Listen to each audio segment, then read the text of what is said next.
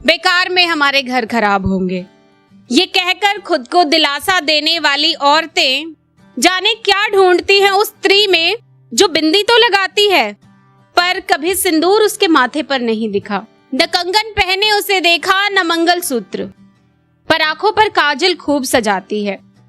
शादीशुदा है कि कंवारी कौन जाने। अगर शादीशुदा होकर नहीं कर रही साज श्रृंगार तो पति से बनती नहीं होगी। ऐसी औरतों को देख बेकार में हमारे घर खराब होंगे। जो कुंवारी है तो ब्याह करवाओ इसका।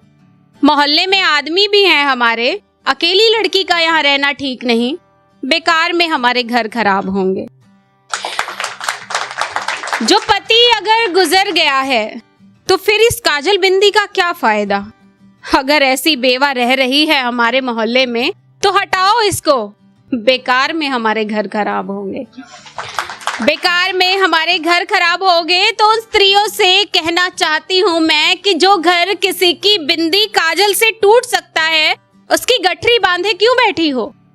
उसकी गठरी बांधे क्यों बैठी हो। उसकी नींव को मजबूत बनाओ। अपनी सोच के कीचड़ में कुछ नई मिट्टी मिलाओ, कि अपनी सोच के कीचड़ में कुछ नई मिट्टी मिलाओ और करो कुछ नया सृजन जिससे न टूटे घर तुम्हारा और उस अकेली औरत को भी जीने दो जीवन जरा, जीने दो जीवन जरा। बस। और एक आखिरी कविता, उसके बाद मैं अपनी जगह लेती हूँ। अक्सर देखा है कि जब महिला शादी करके जाती है तो उसके वो घर वालों के साथ उसको एक ही बात बताई जाती है, एडजस्ट करिए एडजस्ट करिए। उस एडजस्टमेंट में अगर वो किसी दिन एक दिन बीमार भी हो जाती है तो जितने अच्छे काम उसने करे उसके लिए उसके माँ बाप को फोन नहीं मिलाया जाता कि आपकी लड़की ने अच्छा किया। लेकिन जिस दिन वो बीमार पड़ गई या उसने किसी गलत बात को गलत कह दिया तो उसको फोन घुमा दिया जाता है। तो उसके बारे में ही है बस कुछ शब्द कि रात दिन गृहस्थी की धूरी बनी रही वो, खुद को घोल कर गृहस्थी के दूध से दही में बदलती रही वो। रात को भीगे हुए छोलों के साथ नर्म पड़ता रहा उसका आत्मसम्मान। अपने सपनों को भूल सबके सपनों को पंख देती रही वो।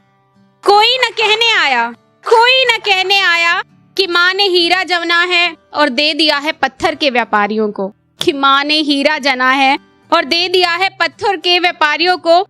एक दिन वो धुरी धीमी क्या पड़ जाए, नहीं दिखता उसके ज्वर का ताप किसी को। ना ही कोई गीली पट्टी सी ठंडक के बोल बोलने उसके पास आता है। सबको याद रहता है बस एक इलाज, इसके भाई को बुलाओ, उसको देख भूल जाएगी ये सब। इसकी माँ को फोन बुलाओ और फिर देखना कैसे घूमने लगेगी ये फिर से अपनी गृहस्थी की धुरी पर, अपनी गृहस्थी की धुरी पर। बहुत बहुत शुक्रिया सभी का।